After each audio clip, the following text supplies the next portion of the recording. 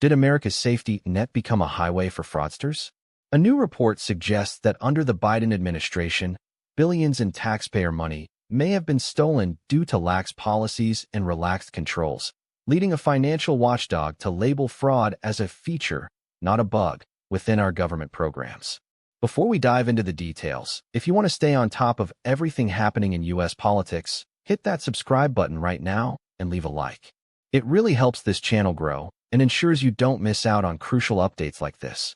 The State Financial Officers Foundation, an organization dedicated to preserving economic freedoms at the state level, is sounding a serious alarm. Their CEO, O.J. Olika, stated plainly that relaxed controls during the last administration created an environment where widespread fraud and misuse of taxpayer dollars became rampant. State treasurers, Olika explained, are now leading the charge to strengthen oversight and recover funds for the American people. He emphasized this isn't a partisan statement, but a factual observation. This kind of exploded during the Biden administration. According to Olika, many states with a more government is good philosophy simply turned on the spigots and allowed virtually anyone access to benefits.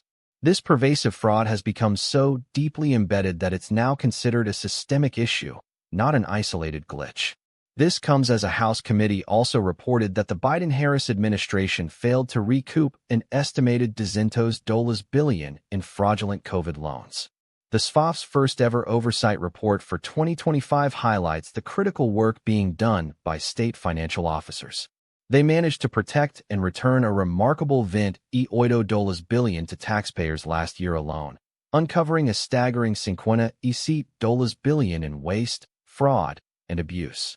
Beyond that, they generated or returned an additional $20 billion through investment earnings and unclaimed property programs.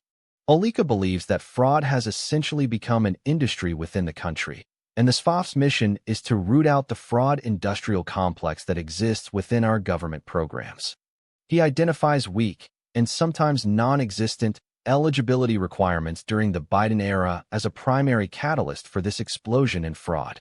This meant practically anybody can have access to the benefits, people who don't need them, people who don't deserve them, people who aren't even eligible for them, he lamented. In contrast, the report points to efforts made during the Trump administration. President Trump tapped Vice President J.D. Vance to lead a nationwide war on fraud, spurred by high-profile cases like the Minnesota Feeding Our Future scheme, which allegedly defrauded the government out of hundreds of millions.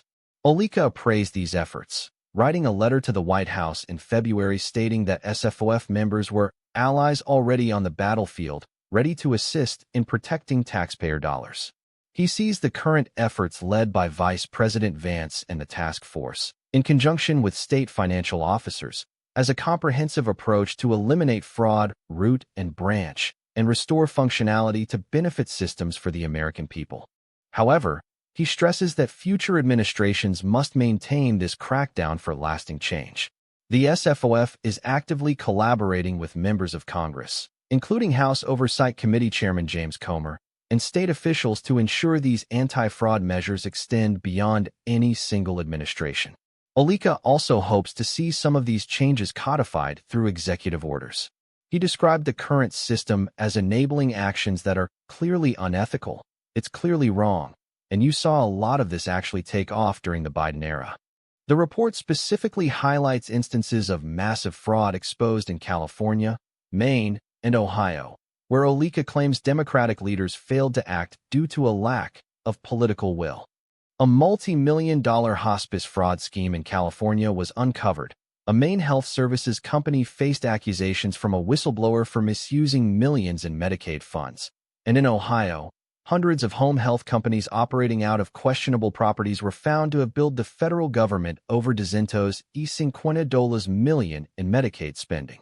Olika stated, "We've seen it in Minnesota, we've seen it in California, Maine and Ohio, all across the country." But he also highlighted the positive countermovement. What you also see are state financial officers who are standing up for the American people. What you also see is Chairman Comer standing up for the American people. You also see the Vice President and the task force and the President of the United States standing up for the American people. He firmly believes that taxpayers should not bear the burden of fraud. The American people do not benefit when there is a system that's giving out their money to people who don't deserve it and who don't need it. Olika connected the fight against fraud directly to lowering costs for Americans, noting that the SFOF's discussions at their conference were not only about fraud, but also about how to help lead the fight to make things more affordable for the American people, leading to a hopeful tone. So, what do you think about the extent of fraud alleged and the policies that may have contributed to it? Did the system fail, or was it exploited? Drop your opinion in the comments below. I read every single one. The fight for accountability and fiscal responsibility continues. We will keep you updated on these critical developments.